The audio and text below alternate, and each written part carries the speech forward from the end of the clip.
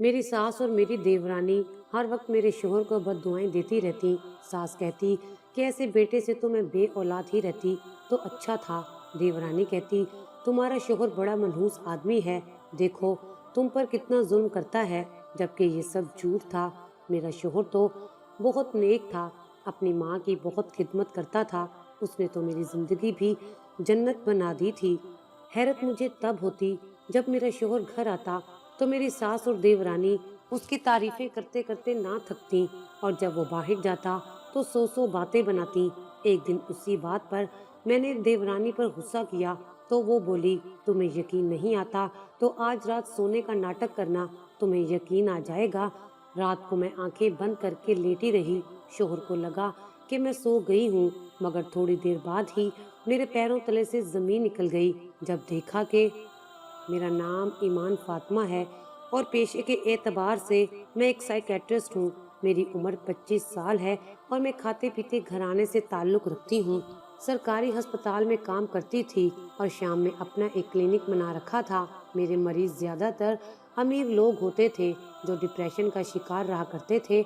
मुझे उनका इलाज और उनकी खिदमत करके बहुत खुशी मिलती थी। बाबा चाहते थे कि मेरी शादी हो जाए और मुझे भी कोई एतराज नहीं था, इसलिए फैसले का इख्तियार मैंने बाबा को दे दिया था। जिस दिन मेरी मंगनी थी उस दिन मैंने अस्पताल से आधी छुट्टी ली थी और मैं बड़ी तेजी से घर जाने के लिए गाड़ी चला रही थी कि अचानक एक औरत यकदम मेरे सामने आ गई और गाड़ी से टकरा गई। मैं हड़बड़ा कर बाहर निकली और उस औरत को टांग पर चोट आई थी और बाजू पर भी मामूली सी खराशें आई थी। मैं उसे गाड़ी में बिठाकर अपने ही घर ले आई। मेरी बहन ने उसकी ड्रेसिंग की और उसको दवाई वगैरह दी। जाने वो कौन थी और उसको कहाँ जाना था। मैं और मेरी बहनें फटाफट तैयार होकर रस्म के लिए चली गईं। मेरा ख्याल था कि जब तक हम वापस आएंगी वो चली गई होगी, मगर जब हम वापस आए तो वो सोफे पर सो रही थी। अम्मा ने उसे नागवारी से उठाया और कहा चलो बीबी अब तुम घर जाओ। मैंने ड्राइवर को कहा कि इसे इसके घर छोड़ आए, उसे मेरी वजह से चोट लगी थी। मैं अपने घर में आकर अपने मंगेतर के बारे में सोचने लगी। मैं उसे ज्यादा नहीं जानती थी, बाबा के कोई दोस्त की फैमिली से था और देखने में वो एक शरीफ आदमी नजर आता था, इसलिए मुझे अम्मी और बाबा की पसंद पर राजी होना पड़ा। मेरी शादी 2 माह बाद तय पाई थी। कुछ दिनों की बात थी जब मैंने उस औरत को अस्पताल में दोबारा देखा जिसका मेरी गाड़ी से एक्सीडेंट हुआ था। वो वहाँ दवाई लेने आई हुई थी। मैंने उसे अपने पास बुलाकर उसका हाल चाल पूछा और खुद से दवाई लेकर दी और फिर वो चली गई। दिन यूं ही गुजरते गए और फिर मेरी शादी का दिन आन पहुंचा था। मैं रुखसत होकर अपने ससुराल में आ गई थी। हैरत का झटका मुझे तब लगा जब मैंने सामने रस्म करते हुए एक लड़की को देखा और उसे देखकर मैं इंतहाई हैरान रह गई, क्योंकि वो वही लड़की सफिया थी जिसका मेरी गाड़ी से एक्सीडेंट हुआ था। मैंने उसे इशारे से पूछा तुम यहाँ? कहने लगी मैं खुद आपको देखकर हैरान हो रही हूँ, आप इस घर की नई बहू हैं और मैं आपकी देवरानी हूँ। मैं तो सुनकर दंग रह गई, क्योंकि मेरी देवरानी तो कोई और लड़की थी जो मेरे देवर के साथ साथ घूम रही थी।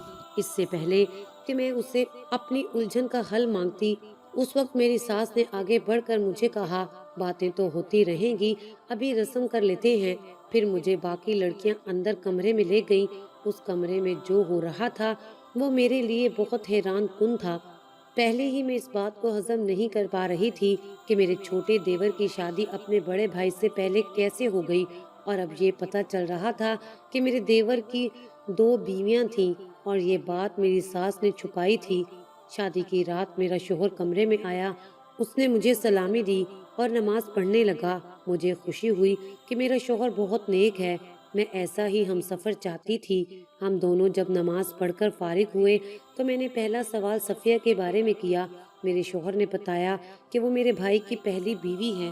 मैंने हैरानी से पूछा पहली बीवी के होते हुए दूसरी बीवी की जरूरत क्यों पड़ी आपके भाई को? सफिया पर यह जुल्म क्यों हुआ था? मेरी समझ में नहीं आ रहा था।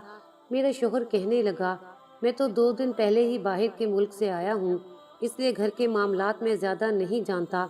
तुम अब आ गई हो ना, खुद मालूम कर लेना। मैं मुस्कुराकर रह गई। मैं एक साइकेट्रिस्ट थी, लेकिन इस घर में आकर मैं खुद उलझ कर रह गई थी। اس گھر کے لوگوں کی نفسیات کیا سمجھتی؟ میرے خود کی کیفیت الجھ کر رہ گئی تھی۔ میری ساس اور چھوٹی دیورانی اکثر صفیہ پر ظلم کرتی تھیں، جس پر مجھے بہت غصہ آتا تھا۔ صفیہ تو روز صبح اٹھ کر گھر کے کام کرنا شروع ہو جاتی تھی، پھر بھی گھر کا کوئی فرد اسے سیدھے منہ بات نہیں کرتا تھا۔ بیچاری سیدھی سادی سی تھی، کسی کے آگے بولتی بھی نہیں تھی، مگر اس کا شوہر بھی اسے اچھا نہیں سمجھتا تھا۔ میں نے صفیہ سے پوچھا کہ ایسا کیوں ہے؟ تمہارے شوہر نے تمہارے ہوتے ہوئے دوسری شادی کیوں کر لی؟ وہ بیچاری روتے ہوئے کہنے لگی کہ میں اپنے شوہر کی بچپن کی منگیتر ہوں، مگر میرے شوہر نے مجھ سے شادی سے انکار کر دیا تھا اور میں یتیم تھی، اس لیے دادا نے میری سرپرستی کرتے ہوئے زبردستی ہم دونوں کی شادی کر دی، لیکن میرے شوہر اور میری ساس نے کبھی مجھے تسلیم نہیں کیا اور میرے سسر کے مرتے ہی میرے شوہر نے دوسری شادی کر لی ہے۔ میں تو شروع سے ہی ان کے گھر میں نوکرانی بن کر رہ رہی ہوں۔ صفیہ کی داستان سن کر مجھے اس سے بہت ہمدردی ہو گئی تھی اور میری اس سے دوستی ہو گئی۔ میری ساس اور دوسری دیورانی کو پسند نہیں تھا، مگر مجھے بھی کوئی پرواہ نہیں تھی۔ میں اپنے کلینک سے تھکی ہاری شام کو آتی تو وہ میرے لیے گرم گرم چائے بنا کر لے آتی۔ صبح بھی میرے کمرے کی صفائی وہی کرتی تھی۔ میں اپنی شادی سے بہت خوش تھی، مگر کچھ دنوں سے میرے شوہر کا رویہ کچھ بدلا ہوا تھا۔ جانے اس کو مجھ سے کیا مسئلہ تھا، چھوٹی چھوٹی بات پر وہ مجھ سے لڑنے کے بہانے ڈھونڈنے لگا۔ ایک بار میں اپنے میکے گئی تو واپسی پر میرا کزن مجھے چھوڑنے آیا۔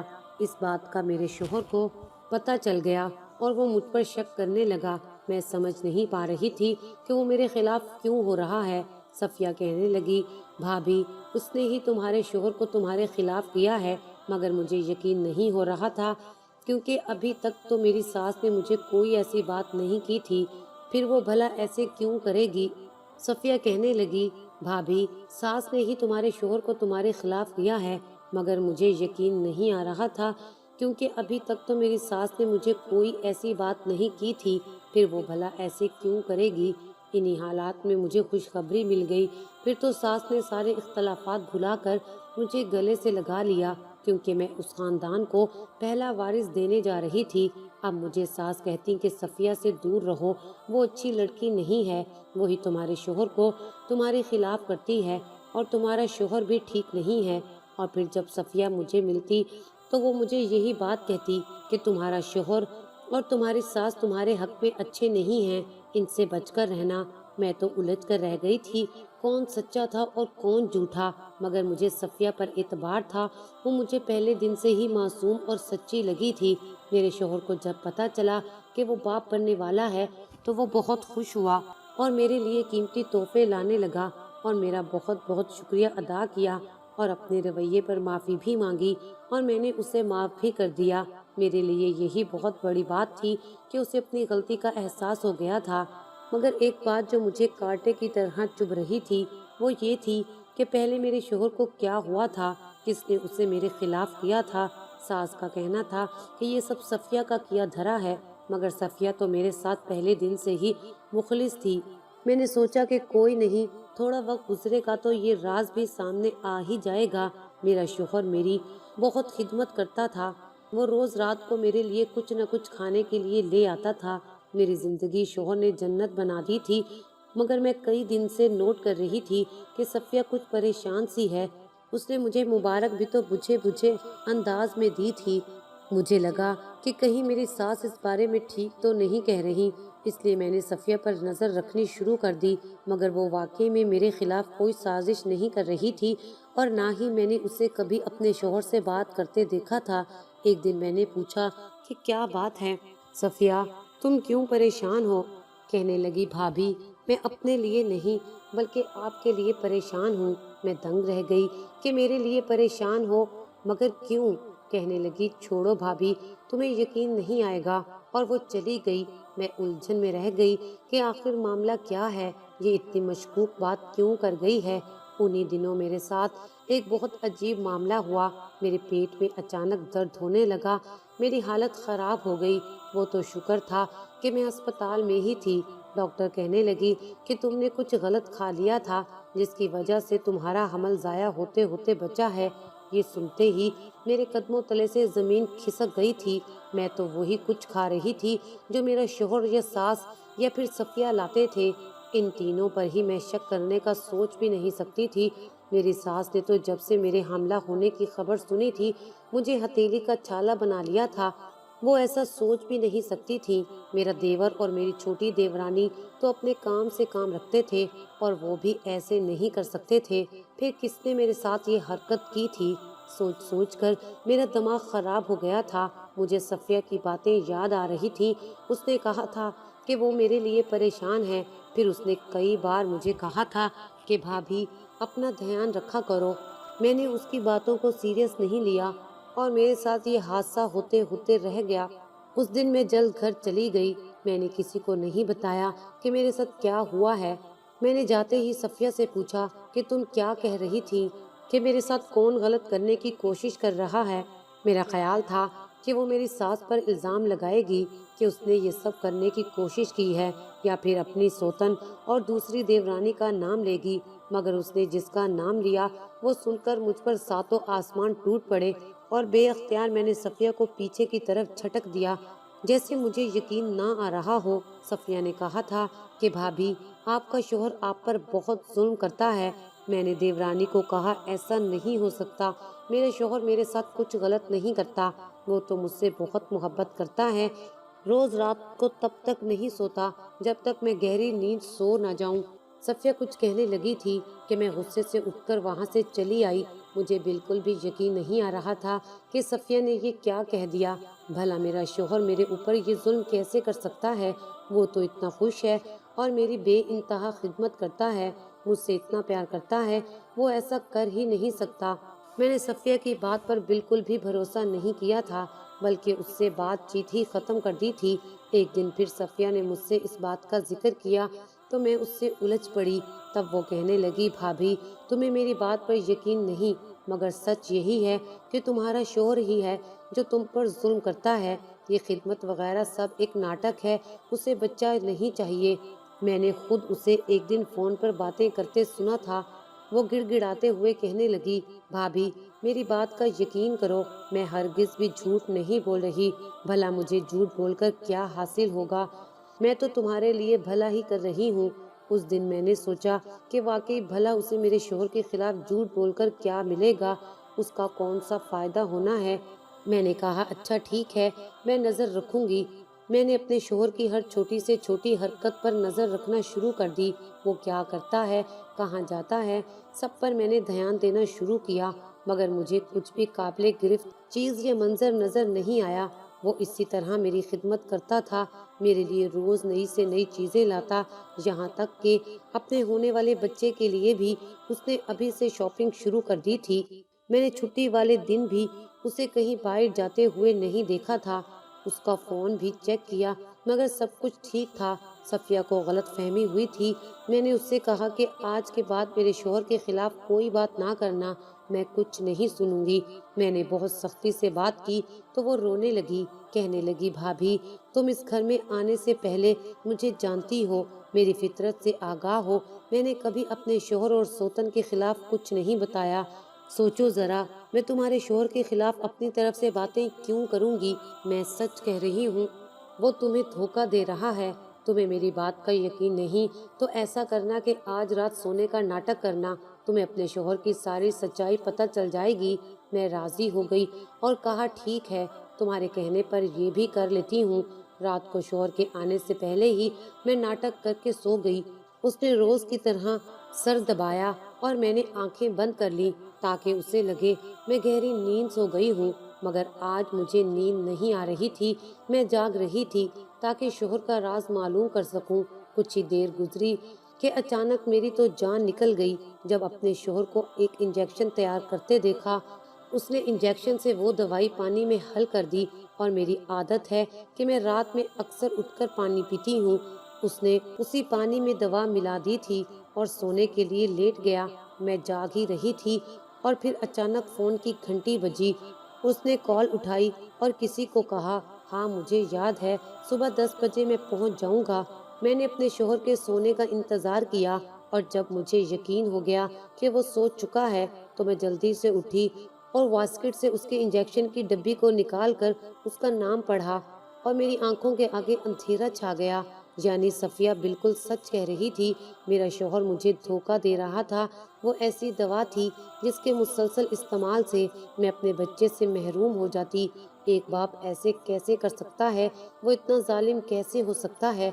मुझे यकीन होने लगा कि वो रोज मेरे सोने के बाद यही इंजेक्शन देता होगा। बाकी की सारी रात मेरी यही सोचते हुए गुजरी कि वो ऐसा क्यों कर रहा है। क्या उसकी जिंदगी में कोई और औरत है? यही वजह हो सकती थी, वरना वो मुझे धोखा क्यों देता? कौन थी आखिर वो? सोचते सोचते मुझे याद आया कि मेरे शोहर ने 10 बजे किससे मिलने का वादा किया था। मैंने सोचा इसका पीछा करके मालूम करूंगी कि वो किससे मिलने जा रहा है। अगले दिन मैं उठी तो सबसे पहले सफिया मेरे पास आई और पूछा, भाभी, राज का पता चला? मैंने अफसुर्दगी से सर हाँ में हिलाया और कहा, पता नहीं वो मेरे साथ ऐसे क्यों कर रहा है। सफिया मुझसे कहने लगी, भाभी, मुझे तो किसी औरत का चक्कर लग रहा है, क्योंकि मैंने अक्सर उनको फोन पर बातें करते सुना है। आप तो जानती हैं, मैं रात गए तक किचन के काम करती रहती हूँ। आपके सोने के बाद वो लॉन में आकर घंटों घंटों फोन पर लगे रहते हैं, इसलिए तो आपको कहा है कि मोहतात रहें। मैं समझ गई कि मुझे क्या करना है।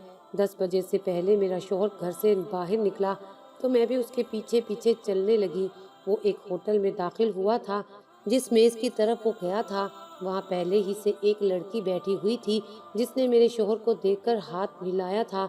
ये सब देखकर मैं बुरी तरह टूट गई कि मेरा शौहर एक धोखेबाज शख्स है।